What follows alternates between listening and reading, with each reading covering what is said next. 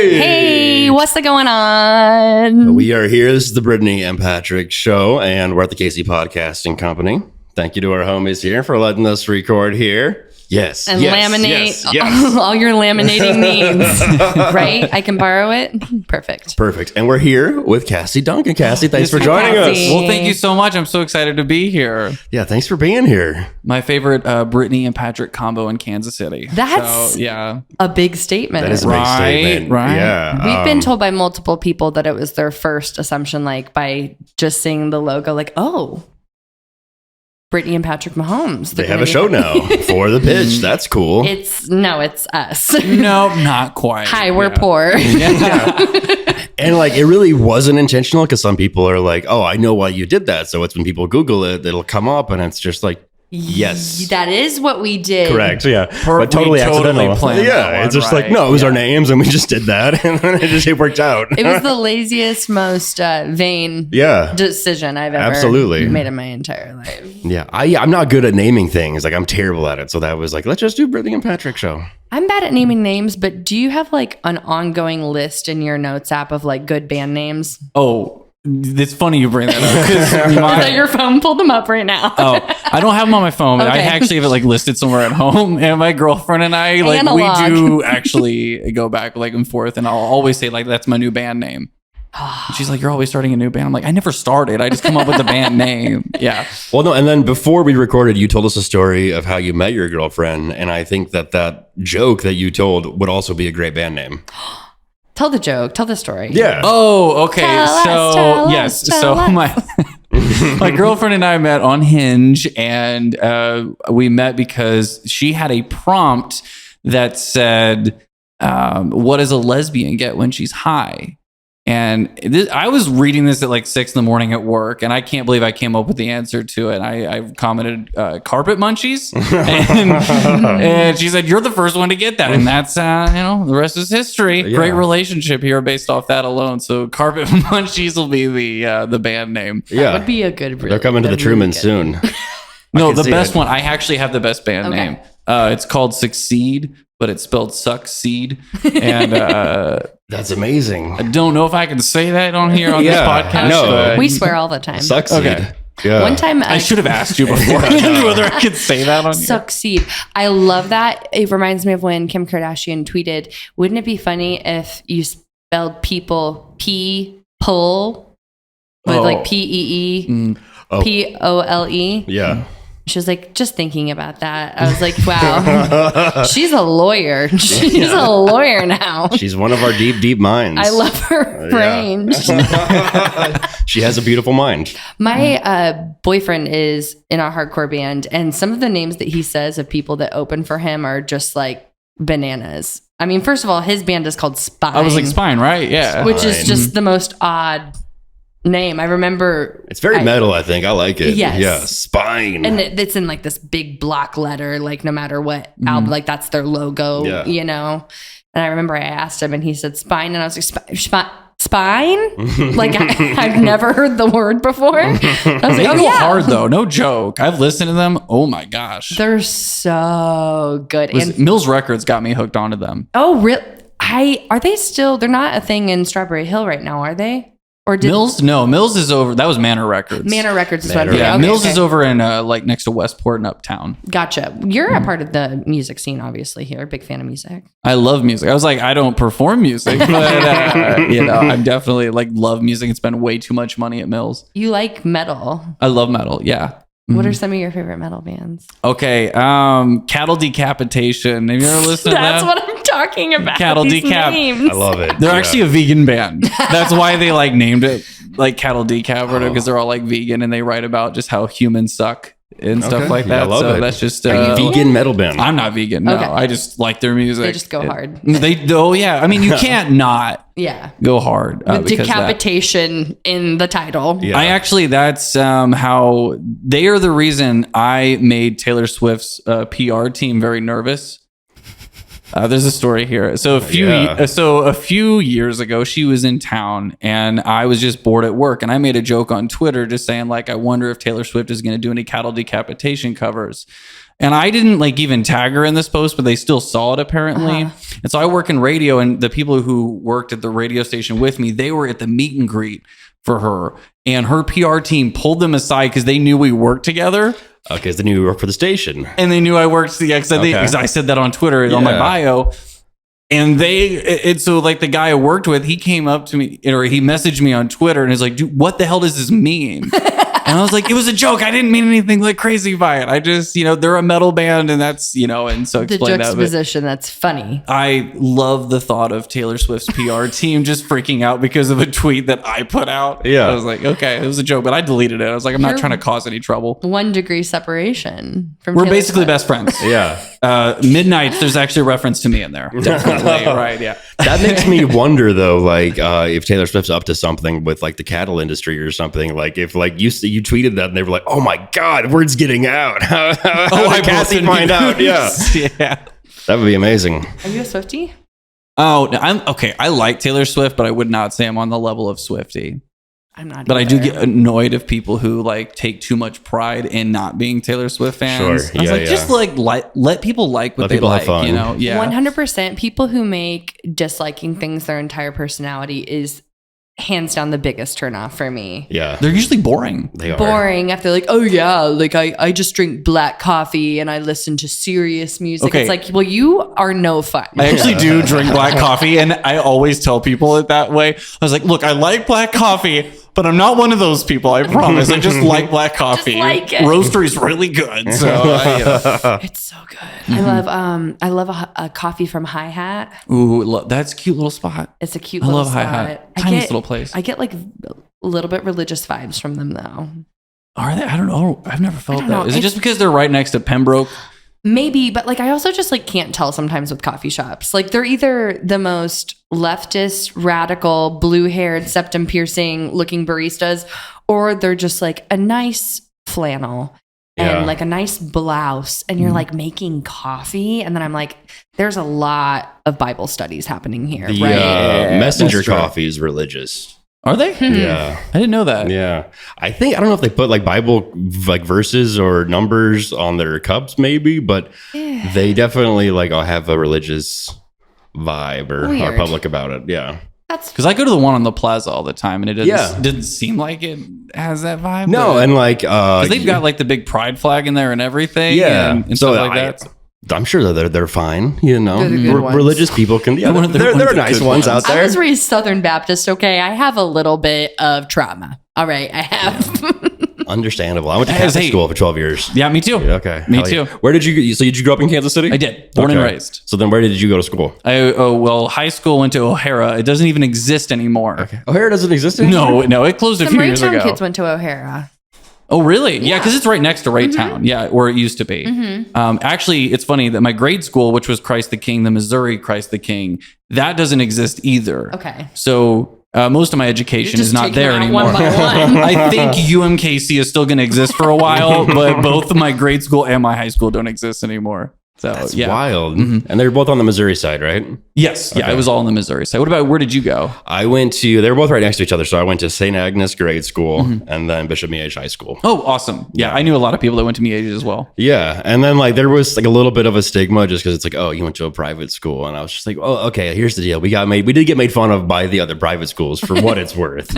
Like we were kind of the lesser, I don't know, like lesser. people would kind of say that like we recruited athletes, which they did. So, fair enough. That was a big thing that they did. And they would chant like racist stuff, like Cooked on Phonics and stuff when we went to games. I heard about that. I was Yeah. like, jeez, Jesus dude. Yeah. Christ. Yeah. Pretty wild Who shit. did that? Other schools that Do you we remember were which playing. ones? I mean, it was all of them. But like, there are some, the Catholic schools, man, I don't know. They get into it. With Our the- school was, I told people, I was like, I know that, because like what you were talking about, I said, look, I understand that I went to private school and it sounds like I'm rich, but we were very low middle class. Yeah. And that's kind of why we were probably poor. But like I went to the cheap school. I went to like the what is it? The best choice. Sure. The best choice, like private school. Well, yeah. right? And then also you're in Missouri too. So it's wish.com. just like, like I know that's tough for some parents because it's like they don't want to put their kids in the Missouri public schools for whatever reason. They have their reasons, but like, Yeah, that's tough. I don't know if I had kids, if I'd want to put them through Catholic school. It's a lot of trauma and guilt that's instilled in you. You're just horny all the time. You're so I horny. can't even imagine. And actually, I would say it has the most amount of atheists. Yeah. Ironically, I think we all were like, I'm so mad that my parents forced this religion on me, so I'm atheist. So more atheist kids, I think, per capita go to Catholic schools. I think that's probably true. Yeah, they turn into like atheist dickheads. I had some friends go through some phases where, they were all watching Christopher Hitchens videos and all that dumb Who's stuff. that? He's like an atheist guy. He's like a Jordan Peterson for religion or whatever. Like, isn't it like kind of the opposite of atheism to like recruit and gather?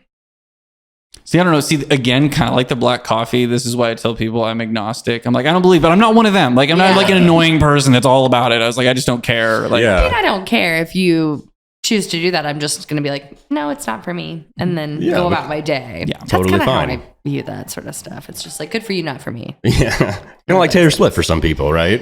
Like Taylor Swift. Yeah. I have been listening to like some old deep cuts from her very first album lately, and they're kind of fun. Are you like listening to the Taylor camp. version? it was like country pop, like Taylor Swift songs. Yeah. I love it. But Picture to Burn is so good. Great song. I remember when Taylor Swift came out, like the summer, I had a serious boyfriend, and I loved our song is the same as spring. Oh my gosh, I forgot about that. I wasn't even like a huge country music head or anything. Like I worked at Super Splash and we had to listen to that like during the daytime, but that was like the extent of it. Yeah. But I kind of liked that because I was like in love. And then I was thinking about this the other day. I was like, oh yeah. And my serious boyfriend, I wanted to lose my virginity so bad, but he was kind of like lame and I didn't really want to lose my virginity to him. But I had him make me a playlist for sex, right? And I remember Marvin Gaye's like "Let's Get It On" was on there. Cliche. A little on the I love nose. Marvin Gaye, but that is like the most cliche song that you could have put on that. His choice. My choice was T-Pain's "Buy You a Drink," Okay. right. which is a banger. I Yeah, feel like it is, anytime you go out in the club or like if your Uber's playing it, you're like, this song goes so fucking hard. Also, the other song that he picked was the "I Come From a Land Down Under." Oh, hell yeah. For a sex playlist? Yes. Okay. There was like Interesting vibe. There was like some Tim McGraw on there as well. Oh, Couldn't tell you which one it was. But I'm going to be honest. I love this playlist. I'm very weirded out by the sex you have. we didn't have sex. Oh, that's Can fair. you believe it? Yeah, I don't know why. You might as well throw that Cantina Band song in there from Star Wars, right? Like, let's have sex to that way. Come while we're from the at it. land I down couldn't under. do it. Maybe that was his funny joke, but like he didn't go down on me. So like, what's the joke? You I know got what the Like, line, but the song is not music-wise is good for that. when you're talking about Vegemite sandwiches, it doesn't really make my clit throb. Sorry. Fair. Yeah. He just smiled and gave me a Vegemite sandwich. And he said, Eat my pussy. Yeah. Oh, shoot. precisely. Well, I'm sorry it didn't work out with that guy. That's too bad. It's okay. I lost my virginity in my other boyfriend's mom's basement while we were watching Walk the Line. Oh, nice. There you go. Okay. Which is a great movie, but now every time I watch it, I think about losing my virginity. Okay. I have kind of a story like that. Okay. So I used to live in a house with a few friends, and like one of my friends just had his like TV blasting, and I was going to just go ask him to turn it down. I didn't know he had somebody over, and I was walking up and I noticed the door was like partly open, and he had the Cosmos playing with Neil deGrasse Tyson. Yeah. And I was going to go tell him to turn it down. And then I heard them having sex. And I was like, that's what you turn on to have sex. Now I can't help but get really turned on when I hear Neil deGrasse Tyson's voice. Get in line. Yeah. I love having sex to nature documentaries. There's something so primitive and like primal about it. It makes me really horny. And did you ever see Pin 15, the show on Hulu? Oh, I never watched that now. It's so good. I cannot recommend it enough. But one of the girls, she gets really, really horny with her textbooks, specifically like her geography textbook. She gets really horny with like big mountains or like textured landscapes. I don't even know what to describe it as. But she did like geology really does it for me. It really did. And she would like take the book home and then she would do the move of masturbation for any smart 18-year-old, which was sitting on your hands and scooting across the carpet. Oh, yeah. That's a good one. It works. Yeah, it's a classic for a reason. That's amazing. Fun to do that. Yeah. That's hilarious. I cannot recommend Pin 15 enough, though. Okay. What is that on? Hulu. Okay. It's really funny because it's obviously two grown women playing like 13-year-old girls, but all of the other kids that they go to school with are obviously child actors. So there's parts where like they're at a party and they're like going to kiss the boy that they have a crush on. That's against the law. They can't do that. Yeah. So it will be whenever they do the kissing, the one kissing scene that they had, it was clearly a grown man's mouth that they had zoomed in on with her. There was like actual stubble on his lip. You know what I mean? So it's funny that they were like, okay, we know that would be weird, but we're going to make it like so ridiculous, which it is so ridiculous and so nostalgic. It takes place in the year 2000 or something. Oh yeah, that'll hit hard. The Jinko jeans, the frosted tips. I had frosted tips. Yeah. You had frosted tips? I did. Yeah. When I was a kid, bleached the hair. I had the puka shell necklace. I had a magnetic diamond earring that I bought from Claire's. I went through it hard. Yeah. That was a look. I was definitely the emo kid. Oh, really? I never had like the haircut or anything like that, but I definitely was just always black t-shirt, jeans, Converse, all that, like all the time. Always listening to My Chemical Romance or whatever. Like Sum 41. Always. Yeah. He's a huge Sum 41 fan. That's amazing. I wasn't like a huge pop punk kid, but I did love My Chemical Romance, and it wasn't until I was an adult that I realized like, oh, they're like our generation's Queen in the sense that they're so theatrical and so bananas that I just was in love with them. I loved My Chemical Romance. But then like it was that thing in high school where if you liked something but you weren't a part of the group, then you were like a poser. And then I was like, okay, now I have to like secretly like My Chemical Romance. Well, that's how I was with Taylor Swift. Because I've always, throughout her whole career, I've always liked a song or two. But like in high school, it wasn't cool. But I couldn't, deny that Never Ever Getting Back Together was in my playlist. I love that was catchy. That was 1989, right? The album. So. Yeah. That album's great. What was it? I love that album. 1989. Is it really good? Yeah. That song's on there. Shake It Off's on that one. Yeah. I loved Shake It Off. Yeah. Hey, if you want to pay a whole paycheck's worth of money to go to her show, are you going to her show? Oh, I can't spend that money. Yeah. I can't. The Beyonce tickets are only like $300 for floor seats. That's still way too much money for me. Like, I mean, Ticketmaster's getting way too comfortable with making us like normalize like $300 concert tickets. Yeah. Well, then, okay. So you work for a radio station then. So like, are you only getting tickets for those shows? I put my name in. I was like, look, I know this is one of those concerts we're probably not going to get many tickets in, but hey, if you've got some extra and you're looking for somebody, I want to put my name in there because it sounds like an amazing show. Yeah. I mean, she's doing a whole span of all of her eras and it's like 44 songs in 3 hours. I just respect the artistry of it. I mean, that's a show. The production of it all. Yeah. It's like, say what you want about Taylor Swift, but that woman is giving you everything. It's going to be at Arrowhead? Mm-hmm. Okay. It's in July? Yeah. I've never seen a concert at Arrowhead. Me either, actually. I think it'd be so cool. And actually Kaufman. I don't know how Kaufman works with like concerts, to be honest. They do concerts there? They do some there. Yeah. I haven't been one to there. Because they did Billy Joel a few years ago. Oh, that would be so much fun. Last year, I think they was at that Motley Crue show. The Motley Crue Def Leppard show. Yeah, they did that at Kaufman. My mom went to that one. My mom is amazing. actually pretty good about like going to concerts. Her and she came over to my house the other night and we were chatting it up on my porch. And she was talking about the different concerts that she went to whenever she was younger. She was a Marine and she was stationed in Okinawa, Japan. And her and my dad went and saw Depeche Mode. in Japan. Hell yeah. In like 1990. I love that. What in the That's hell? amazing. What a good time to see Depeche Mode too. She also saw Red Hot Chili Peppers in San Francisco. I was like, are you kidding me right now? Her and I just saw Janet Jackson at the Sprint Center last week. I heard that was a great show. Her and Ludacris. Ludacris was so much fun. And my mom was so funny. Every Ludacris, he probably did like 25 songs in a 40. 25? He probably did like 25 different songs in like a 45-minute period. Like, oh, wow. Because a lot of his stuff is features. So he would just do like the feature portion unless he had like a more. Well, and I guess, a lot of rap music does do that where they kind of don't do the full song. Yeah. They kind of make melodies or, they're not melodies. Whatever. When you mix a whole bunch of songs together and kind of whatever medley, medley, an arrangement, a medley, whatever. Yeah, that's the word I'm thinking of. Yeah, it was so much fun though. He also had the big arms. You know, his videos are so much fun. They were always so comedic. I remember as a child. Yeah. But he had the big arms on stage, and then he also had big shoes. I saw those. Yeah, big shoes.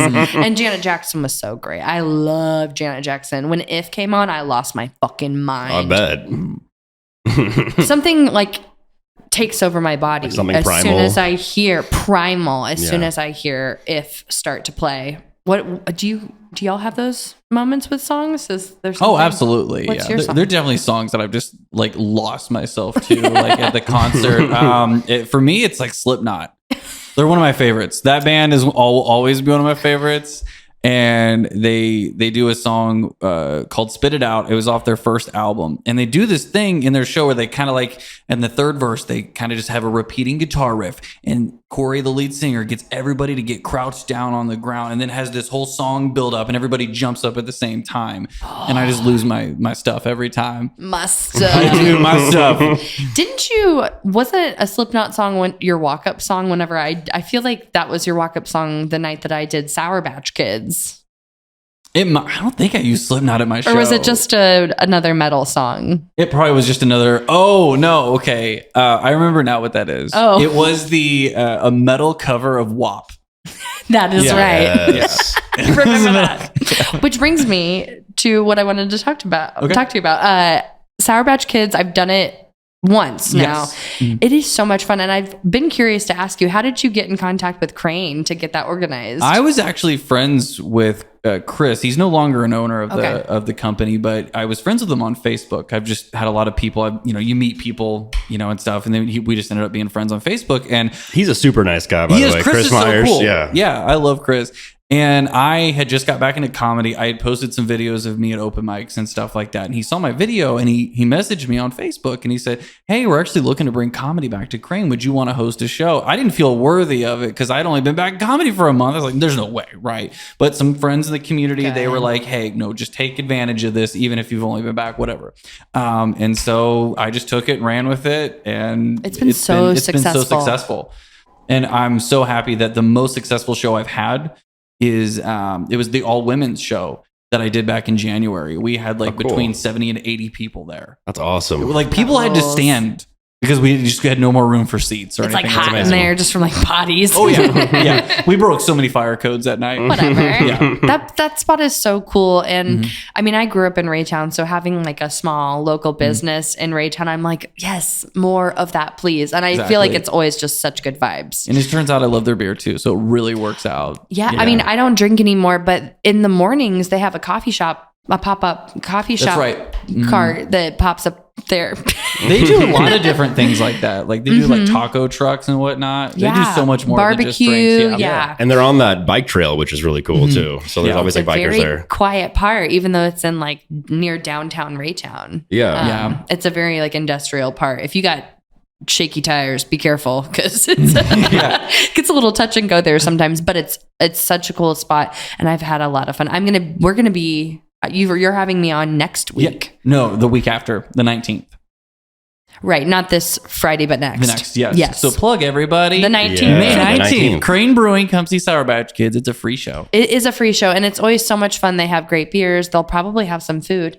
And this lineup is sick too. I didn't even notice. Who's all on it? So I've got you, Ryan Tricky, Anna Mae Smith is on there. Teague Hayes is on there. Oh, and Susanna? Have you met? Yeah, Susanna. Yeah, Susanna's on. And Dawit Castahoon. Have you met Dawit? Huh. He is so funny. He's a newer comic. Okay, cool. And he is so funny. That's gonna And be this a whole lot of lineup, I fun. was like, gosh, I have like all headliners as my That's great. as my comics here. And so Sometimes that happens. because I didn't even, you get so busy, because I was in the middle of doing last month's show while I was also getting comics for this month's show. And you get so caught, as you probably know, doing, body language.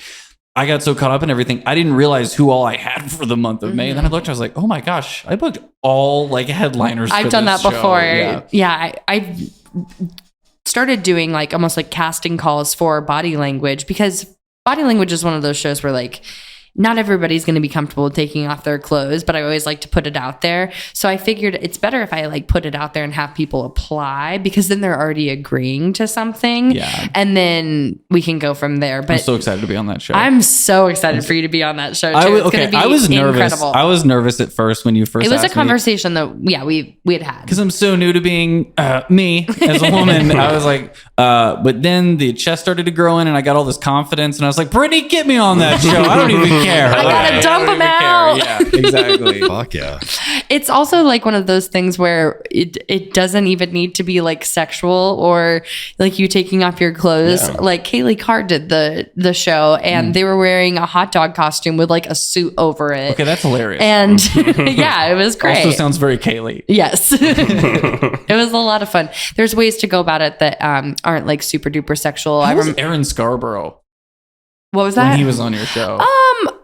He kept his boots and jeans on, Did and that he? is 'Cause I was like, fine. it was so hard for me to imagine Aaron like Right. stripping. Well, here's the thing: is like this show is so much centered around like consent. Like the people who are coming to the show are prepared to see butts and boobs, and the people who are doing the show have consented to whatever they want to take off. I have a lot of people ask me like, "How far can I undress?" And I'm like. No holes or hogs, preferably, but Holes or hogs? No. sometimes Hogs. a BH will slip out every now and then, you know. It's accidental. It's accidental, it's whatever. But yeah, a bra, pasties, a tank top, a binder, like whatever you want to do is totally fine with me. Yeah. Hell yeah. All right. So that's May 19th. May 19th. For Sour Patch For Kids. Sour Patch Kids, not body Yeah. language. Yeah. Yeah. Well, Cassie, where can people find you online? And then where can they listen to you and your show on the radio? Oh yeah, you can find me on all the social media pretty much. It's hashtag Cassie, literally spelled out hashtag Cassie on Instagram, TikTok, Facebook, Twitter. Find me there, and then on the radio, I'm on 105.1 The X on the weekends as well as doing their traffic reporting. Hell yeah. So get your traffic reports from Cassie during the week. Absolutely, Kansas City's best trans traffic reporter. Well, thank you guys for watching, for listening, and we'll see you next time. Mwah. Bye.